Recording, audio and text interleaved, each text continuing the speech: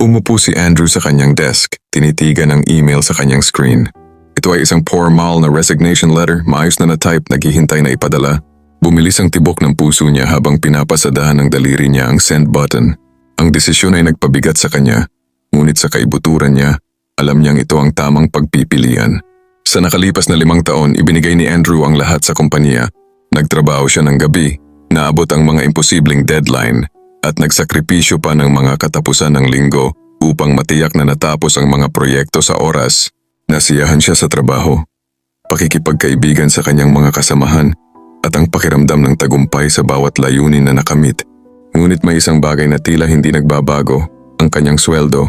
Buwan-buwan, sa kabila ng kanyang pagsusumikap, halos hindi nasagot ng kanyang sweldo ang kanyang mga gastusin sa pamumuhay. Ilang beses na siyang humiling ng pagtaas, ngunit ang bawat kahilingan ay natugunan ng parehong tugon. Wala ito sa